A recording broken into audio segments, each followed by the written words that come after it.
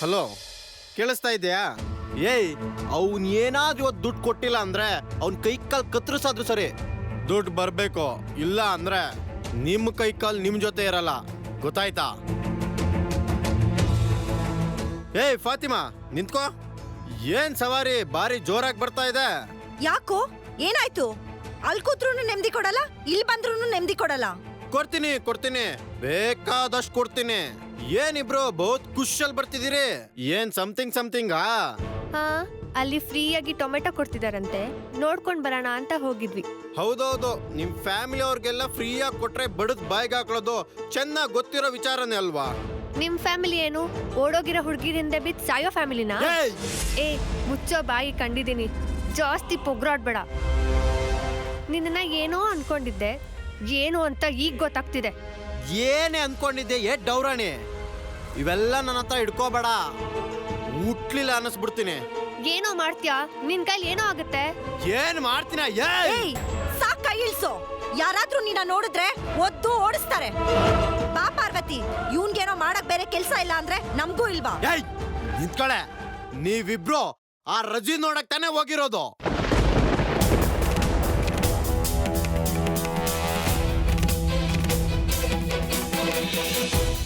ಏನ್ ರಜಿನ್ ಸುದ್ದಿ ಹೇಳಿದ ತಕ್ಷಣ ಇಬ್ರು ಕರೆಂಟ್ ಹೊಡೆದ್ ಕಾಗೆಗಳ ತರ ಆಡ್ತಿದ್ದೀರಾ? ಯಾಕೆ? ಹೌದು, ನಾವೀಗ ನಮ್ಮ ಅಕ್ಕನೇ ಮಾತಾಡ್ಸ್ಕೊಂಡ್ ಬಂದಿದ್ದು. ಏನಿವಾಗ?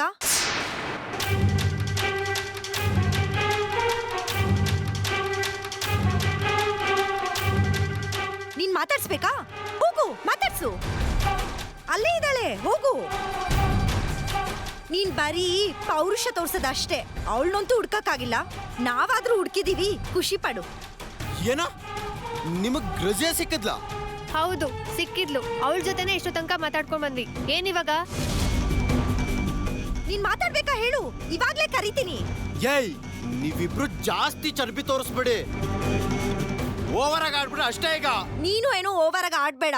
ಜಾಸ್ತಿ ಏನಾದ್ರೂ ಮಾತಾಡಿದ್ರೆ ಪೊಲೀಸ್ ಕಂಪ್ಲೇಂಟ್ ಕೊಡ್ತೀವಿ. ಸುಮ್ನೆ ಹೀಗೆ ಮದ್ವೆ ಮನೇಲಿ ಬಂದು ಗಲಾಟೆ ಮಾಡೋ ಬದಲು ರಜ್ಯನ್ ಹುಡುಕಿದ್ರೆ ಸಿಕ್ಕಿರೋಳು. ಅದೆಲ್ಲಿ ಇವನಿಂದ ಆಗುತ್ತೆ? ಅವಳ ಹೆಜ್ಜೆ ಗುರ್ತ್ ಕೂಡ ಇವನಿಂದ ಹುಡ್ಕಕ್ಕಾಗಲ್ಲ. ಬಾರೆ.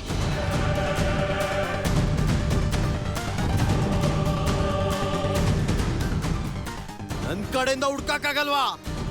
ರಜಿಯಾ, ನೀನ್ ಎಲ್ಲೇ ಇದ್ರು ಹುಡ್ಕೆ ಹುಡುಕ್ತೀನಿ. ಅಕ್ಕ, ಏನ್ ಮಾಡ್ತಿದ್ಯಾ? ನಾನೇನೋ ಮಾಡ್ಲಿ, ಎಲ್ಲ ಅಲ್ಲೇ ಮಾಡ್ತಿದ್ದಾರಲ್ಲ, ನಾನ್ ಮಾಡೋ ಅಂಥದ್ದೇನಿದೆ ಹೇಳು ರಾಮ? ಅಲ್ಲೆಲ್ಲ ಶಾಸ್ತ್ರಗಳು ಅಷ್ಟು ಚೆನ್ನಾಗಿ ನಡೀತಿರ್ಬೇಕಾದ್ರೆ ನೀನ್ ಯಾಕೆ ಕೈಲಿ ಒಬ್ಳೆ ನಿಂತಿದ್ಯಾ? ರಾಮ, ನಾನು ಅಲ್ಲಿಗೆ ಬರಲ್ಲ, ನಾನು ಇಲ್ಲೇ ಇರ್ತೀನಿ. ಯಾಕಕ್ಕ, ಏನಾಯ್ತು? ಯಾರಾದ್ರೂ ಏನಾದ್ರೂ ಹೇಳಿದ್ರಾ? ಹಾಗೇನಿಲ್ಲ ರಾಮ, ನೆನ್ನೆ ಎಲ್ಲ ಶಾಸ್ತ್ರಗಳನ್ನು ಮಾಡಬೇಕಾದ್ರೆ ನೀನೇ ನೋಡ್ದಲ್ಲ ಅಜ್ಜಿ ಎಷ್ಟು ಕೋಪ ಮಾಡ್ಕೊಂಡಿದ್ರು ಅಂತ. ಅಕ್ಕ, ಅದೇ ನಿಂಗೆ ಗೊತ್ತಾ, ಅಜ್ಜಿ ಯಾವಾಗ್ಲೂ ಏನಾದ್ರೂ ಹೇಳ್ತಾ ಇರ್ತಾರೆ ತಾನೆ, ಇಷ್ಟಕ್ಕೆಲ್ಲ ಬೇಜಾರು ಮಾಡ್ಕೋತಾರಾ? ಆದರೂ ನಾನು ಅಲ್ಲಿಗೆ ಬರೋದು ಸರಿ ಇಲ್ಲ ಕಣೋ, ನೋಡ್ದವ್ರು ತಪ್ಪು ತಿಳ್ಕೊತಾರೆ. ಅಕ್ಕ, ನೋಡ್ದವ್ರು ಯಾವುದಕ್ಕ ತಪ್ಪು ತಿಳ್ಕೊಳ್ಳಲ್ಲ. ಈಗ ನೋಡು, ಇಲ್ಲಿ ಹಿಡಿಯೋದಕ್ಕೆ ಬೇಕು. ಅದೇ ಒಂದು ಶುಭ ಕಾರ್ಯಕ್ಕೆ ಹೋಗ್ಬೇಕಾದ್ರೆ ಬೆಕ್ಕೇನಾದ್ರೂ ಅಡ್ಡ ಬಂದ್ರೆ 1000 ಮಾತಾಡ್ತಾರೆ, ಅಪಶಕನ ಅಂತ ಅನ್ಕೋತಾರೆ. ಅದಕ್ಕೆಲ್ಲ ಅಂಥ ಜನಗಳಿಗೆ ನಾವು ತಲೆ ಕೆಡಿಸ್ಕೋಬಾರ್ದು. ಅವ್ರವ್ರ ಅನುಕೂಲಕ್ಕೆ ಅವ್ರು ಏನು ಮಾಡ್ಕೋತಾರೋ ಅದು ಅವ್ರಿಗೆ ಇಷ್ಟ ಆಗುತ್ತೆ ಅಷ್ಟೇ. ರಾಮ, ಆದರೂ ಅದು ನಮ್ಮ ಮನೆ ಸಂಪ್ರದಾಯ ಅಲ್ವೇನೋ? ಅಕ್ಕ, ಸಂಪ್ರದಾಯ ಒಪ್ಕೋತೀನಿ, ಆದರೆ ಪ್ರತಿಯೊಂದು ಮನೆಗೂ ಸಂಪ್ರದಾಯ ಇರಬೇಕು. ಆದರೆ ಮನ್ಸಿಗೆ ಬಂದಂಗೆಲ್ಲ ಸಂಪ್ರದಾಯ ಮಾಡೋದಕ್ಕಾಗಲ್ಲ. ನೋಡು ರಾಮ, ಎಲ್ಲರೂ ಸೇರಿ ಮಾಡಿರ್ಬೇಕಾದ್ರೆ ಕೇಳೋಕ್ ನಾನು ಯಾರು, ನೀನು ಯಾರು ರಾಮ? ನಾನು ಇಲ್ಲೇ ನಿಂತ್ಕೊಂಡು ಮದುವೆ ನೋಡ್ತೀನಿ, ನಂಗೇನೂ ಬೇಜಾರಿಲ್ಲ, ನೀನು ಅಲ್ಲೋಗಿ ನೋಡು. ಅಕ್ಕ, ಬಾ ಅಕ್ಕ ನೀನು. ರಾಮ, ಶುಭ ಕಾರ್ಯ ನಡೀತಾ ಇದೆ, ನಮಗೂ ಆಗಬೇಕಾಗಿರೋದು ಅದೇ ಅಲ್ವಾ? ಅಲ್ಲಿ ಯಾವುದೇ ರೀತಿ ತಪ್ಪಾಗೋದು ಬೇಡ, ನೀನು ಹೋಗು ಹೋಗು ರಾಮ. ಬಂದೆ.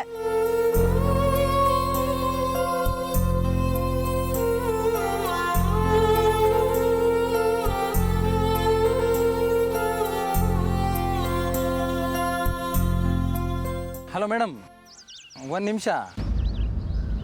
ಏನ್ರಿ ನೀವು ಗರ್ಡ್ಗಂಬ ಥರ ನಿಂತೀನಿ? ನೀವು ನೋಡಿದ್ರೆ ಖುಷಿಯಾಗಿ ಬರ್ತಾ ಇದ್ದೀರಾ, ಏನು ವಿಶೇಷ? ಮದ್ವೆ ಮನೇಲಿ ಖುಷಿಯಾಗಿರ್ದೆ ಅಳ್ತಾ ಇರೋಕ್ಕಾಗತ್ತಾ? ನಿಮ್ಮ ಖುಷಿ ಮದುವೆ ಮನೆ ಖುಷಿ ಇದ್ದಂಗಿಲ್ವಲ್ಲ, ಬೇರೆ ಏನೋ ನೋಡಿರೋ ಖುಷಿ ಇದ್ದಂಗಿದೆ.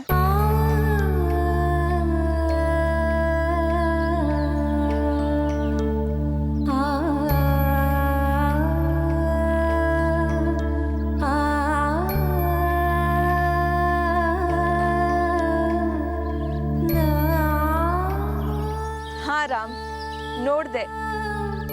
ನನ್ನ ಜೀವನದಲ್ಲೇ ತುಂಬಾ ಇಂಪಾರ್ಟೆಂಟ್ ಆಗಿರೋದನ್ನ ನೋಡ್ದೆ.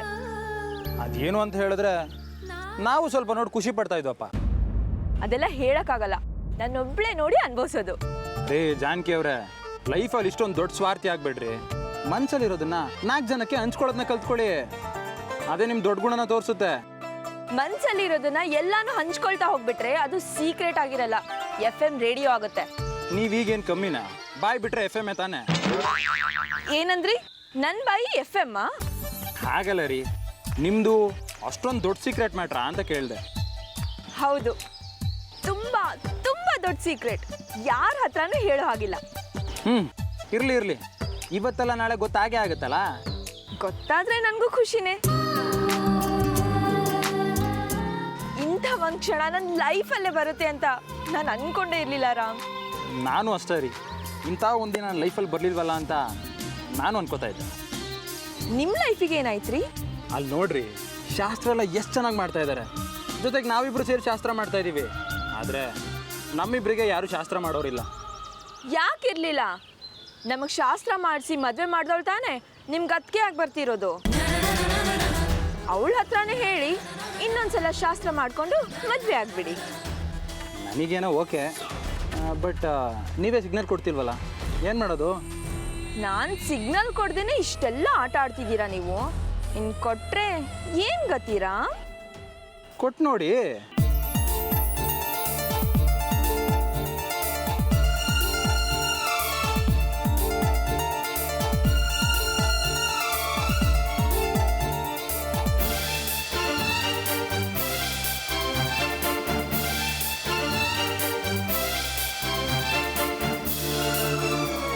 ಬನ್ನಿ, ನಮ್ಮ ಶಾಸ್ತ್ರ ಯಾವಾಗ ಆಗುತ್ತೋ ಗೊತ್ತಿಲ್ಲ, ಇದಾದರೂ ಚೆನ್ನಾಗಿ ಮಾಡೋಣ.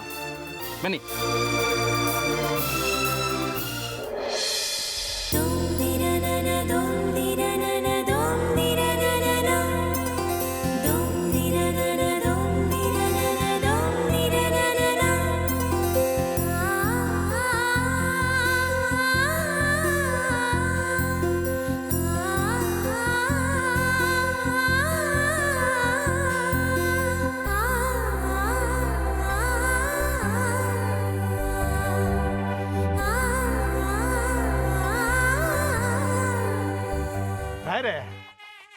ಇನ್ನು ನನ್ನ ಭಾರ ಕಡಿಮೆ ಆಯ್ತು. ನನ್ನ ಮಗಳನ್ನ ತಗೊಂಬಂದು ನಿಮ್ಮ ಮಡ್ಲಿಗೆ ಹಾಕಿದ್ದೀನಿ. ಇನ್ನೇನಿದ್ರು ಅವಳ ಭವಿಷ್ಯ ನಿಮ್ಮ ಕೈಯಲ್ಲಿ. ಹಾಗೆ ಕೇಳ್ತೀರಾ ಗೌಡ್ರೆ? ನಿಮ್ಮ ಮಗಳಿಂದ ನನ್ನ ಮಗನ ಭವಿಷ್ಯ ಉದ್ಧಾರ ಆಗುತ್ತೆ ಅಂದ್ರೆ ಇದಕ್ಕಿಂತ ಸಂತೋಷ ಏನಿದೆ ಹೇಳಿ? ಅದ್ರ ಬಗ್ಗೆ ನೀವೇನು ಯೋಚನೆ ಮಾಡಬೇಡ ಬಿಡಿ. ಅದನ್ನೆಲ್ಲ ನನ್ನ ಮಗಳು ಚೆನ್ನಾಗಿ ನಿಭಾಯಿಸ್ತಾಳೆ. ಆದರೆ ನನ್ನ ಮಗಳು ನಿಮ್ಮ ಮನೆಗೆ ಸೊಸೆಯಾಗಿ ಬಂದದ್ದು ಯಾವುದೋ ಜನ್ಮದ ಸುಕೃತ ಅಂತ ನಾನಾದರೂ ಅನ್ಕೋತೀನಿ. ಹಾಗ್ಯಾಕೆ ಹೇಳ್ತೀರಾ ಗೌಡ್ರೆ? ನಮ್ದೇನಿದೆ ಎಲ್ಲ ದೈವೇಚ್ಛೆ. ಅವಳು ಬಂದು ಏನಾದರೂ ನಿಮ್ಮ ಮನೆ ಸೇರಲಿಲ್ಲ ಅಂತ ಹೇಳಿದ್ರೆ ಅವಳ ಜೀವನದ ದಿಕ್ಕೆ ಬದಲಾಗ್ಬಿಡೋದು. ಈಗ ಯಾಕೆ ಹಳೇದೆಲ್ಲ ಗೌಡ್ರೆ? ಎಲ್ಲ ಒಳ್ಳೇದೇ ಆಗ್ತಾ ಇದೆ ಅಲ್ವಾ? ಮುಂದೆನೂ ಒಳ್ಳೇದೇ ಆಗುತ್ತೆ.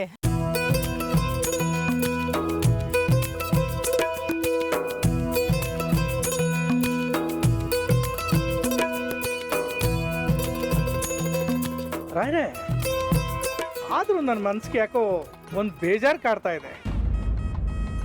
ಯಾಕೆ ಗೌಡ್ರೆ, ಏನಾಯ್ತು? ನಮ್ಮಿಂದ ಏನಾದರೂ ಅಪಚಾರ ಆಯ್ತೇನೋ? ಏ, ಹಾಗೆ ಇಲ್ಲ. ಅಳಿಯಂದ್ರು ಯಾಕೋ ನಗೋದೇ ಇಲ್ಲ ಅಂತಾರೆ.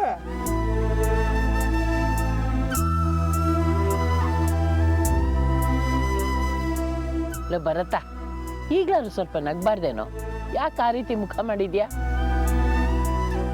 ಯಾಕೆ ಭರತ್, ಈ ಬೂತ್ ಕುಂಬಳಕಾಯಿ ತರ ಮುಖ ಮಾಡ್ಕೊಂಡಿದ್ಯಾ? ಸ್ವಲ್ಪ ನಗ್ಬಾರ್ದಾ?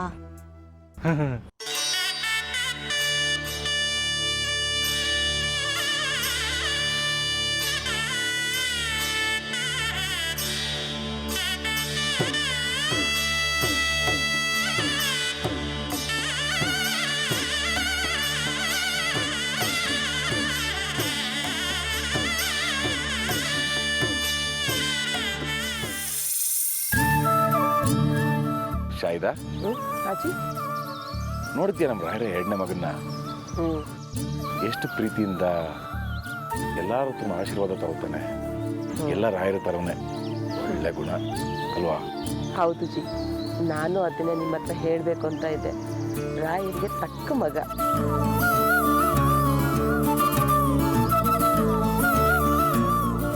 ಇಂಥ ಹುಡುಗ ಗಂಡನಾಗ ಸಿಕ್ಕಿದ್ದಾನೆ ಅಂತಂದ್ರೆ ಆ ಭೇಟಿ ಎಷ್ಟು ಪುಣ್ಯವಂತೆ ಅಲ್ಲ? ಹೌದು ಜಿ, ಒಳ್ಳೆ ಮನೆತನ, ಒಳ್ಳೆ ಅತ್ತೆ ಮಾವ, ಎಷ್ಟು ಜನಕ್ಕೆ ಇಂಥ ಒಳ್ಳೆ ಭಾಗ್ಯ ಸಿಗುತ್ತೆ ಹೇಳಿ. ಎಲ್ಲ ಅವ್ರವ್ರು ಪಡ್ಕೊಂಡ್ ಬಂದಿರೋದು ಶಾಯಿದ. ಏನು ಮಾಡೋಕ್ಕಾಗುತ್ತೆ? ನಮ್ಮ ಮಗಳಿಗೆ ಆ ಭಾಗ್ಯ ಇಲ್ಲ. ಯಾಕೆ ಅಂಕಲ್ ಆಗ ಹೇಳ್ತೀರಾ? ಅವರೇ ನಿಮ್ಮ ಅಳಿಯ. ಅವ್ರ ಹೆಂಡ್ತಿನೇ ನಿಮ್ಮ ಮಗಳು ರಜಿಯಾ.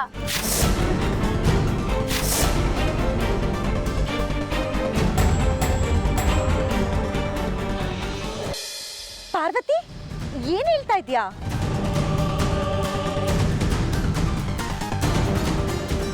ಏನಮ್ಮ ಹೇಳ್ತಾ ಇದೀಯಾ? ನಮ್ಮ ರಜಿಯಾ ರಾಯರ ಮನೇಲಿ? ಇಲ್ಲ ಇಲ್ಲ ಆಂಟಿ, ನಾನು ಹೇಳಿದ ಹಾಗಲ್ಲ. ಅವ್ರ ಮನೆ ಸೊಸೆನೇ ಅಲ್ವಾ ನಿಮಗೆ ಸಿಹಿ ಎಲ್ಲ ಕೊಟ್ಟಿದ್ದು.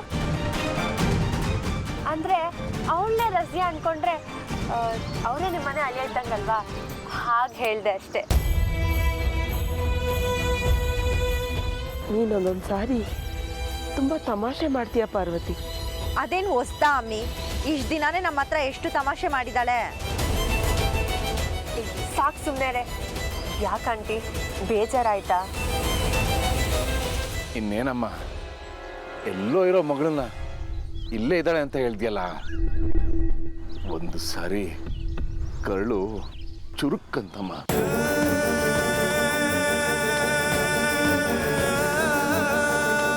ನಮ್ಮ ರಜಿಯಾ ಎಲ್ಲಿದ್ದಾಳೋ, ಹೇಗಿದ್ದಾಳೋ? ಇವತ್ತು ಅವಳು ನಮ್ಮ ಮುಂದೆ ಇದ್ದಿದ್ರೆ ನಾವು ಈ ರೀತಿ ಕೊರಗ್ತಿರ್ಲಿಲ್ಲ. ಇನ್ನು ಎಷ್ಟು ದಿನ ನಾವು ಹೀಗೆ ಕಳಿಬೇಕೋ ಏನು.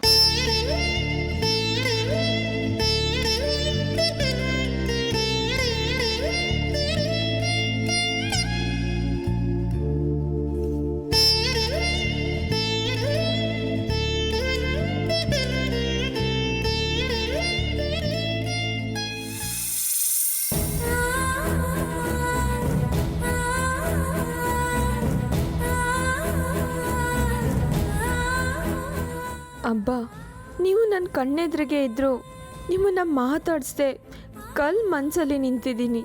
ನಾನೆಂಥ ಪಾಪಿ ಮಗಳು ಅಲ್ವಾ ಅಬ್ಬ? ಬೇಜಾರು ಮಾಡ್ಕೋಬೇಡಿ ಅಬ್ಬ, ನಾನಿರೋ ಪರಿಸ್ಥಿತಿಲಿ ಇದು ಅನಿವಾರ್ಯ. ನನ್ನ ನೋಡಿದ್ರೆ ನೀವು ಮಗಳು ಅಂತ ಒಪ್ಕೋತಾ ಇರಲಿಲ್ಲ. ಇವತ್ತಿಗೆ ನನಗೆ ನಾನು ಮಾಡ್ತಿರೋದೇ ಸರಿ ಅಂತ ಅನ್ನಿಸ್ತಿದೆ. ದಯವಿಟ್ಟು ಅಲ್ಲಿಂದಾನೇ ಈ ನಿಮ್ಮ ಮಗಳಿಗೆ ಆಶೀರ್ವಾದ ಮಾಡಿ ಅಬ್ಬ.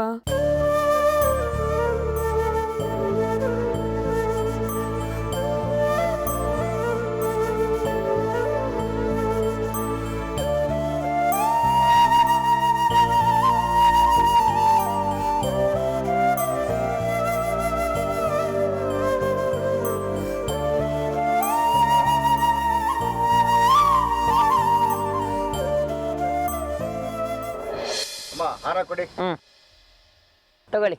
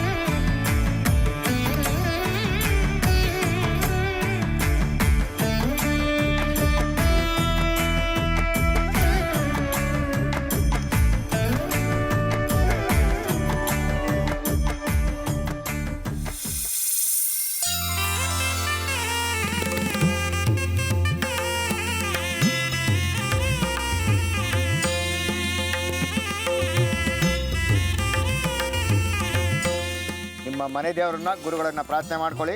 ಪೂಜ್ಯಾಯ ರಾಘವೇಂದ್ರಾಯ ಸತ್ಯಧರ್ಮವ್ರತಾಯ ಚ ಭಜತಾಂ ಕಲ್ಪವೃಕ್ಷಾಯ ನಮತಾಂ ಕಾಮಧೇನವೇ.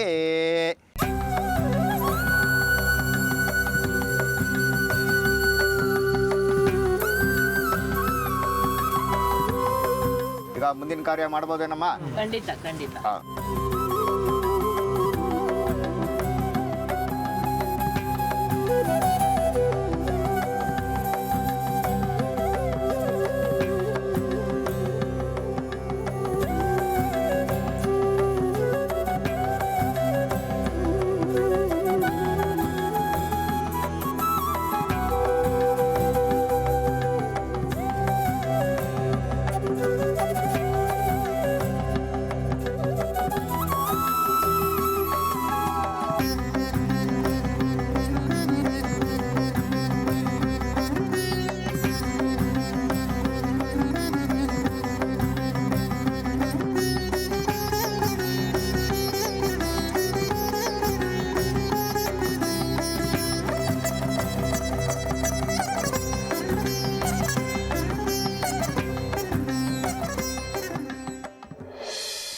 ರಾಯ್ರೆ, ಎಲ್ಲಿ ನಮ್ಮ ಮದುವೆಗೆ ಅಧ್ಯಕ್ಷರು ಬಂದಂಗೆ ಕಾಣಲಿಲ್ಲ. ಹೌದು, ನಾನು ನೋಡಿದೆ, ಬಂದಿಲ್ಲ ಅವರು. ಏನು ಕೆಲಸನೋ ಏನೋ, ಮುಹೂರ್ತ ಟೈಮ್ ಬರ್ತಾ ಬಿಡಿ. ಆದರೂ ರಾಮನ ಕೈಲಿ ಒಂದು ಫೋನ್ ಮಾಡಿಸಿದ್ರೆ ಚೆನ್ನಾಗಿರೋದು. ಅವ್ರ ಕೆಲಸ ಕಾರ್ಯಗಳಲ್ಲಿ ಈ ವಿಷಯನ ಎಲ್ಲೂ ಮರ್ತು ಬಿಟ್ರು.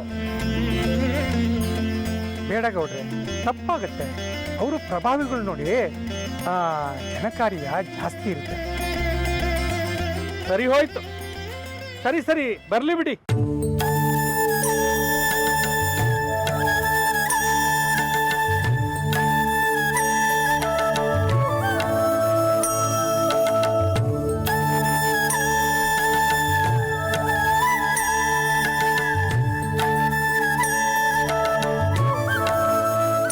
ಅಮ್ಮ, ಆ ಮಾಂಗ್ಯನ ಸಭಾ ಜನರ ಹತ್ರ ಮುಟ್ಟಿಸ್ಕೊಂಡು ತಗೊಂಬರಕ್ಕೆ ಕೇಳಿ. ಮುಹೂರ್ತಕ್ಕೆ ಟೈಮ್ ಆಗತ್ತೆ. ಜಾನಕಿ, ಎಲ್ಲರ ಹತ್ರ ಹೋಗಿ ಈ ಮಾಂಗಲ್ಯನ ಮುಟ್ಟಿಸ್ಕೊಂಡು ತಗೊಂಬ.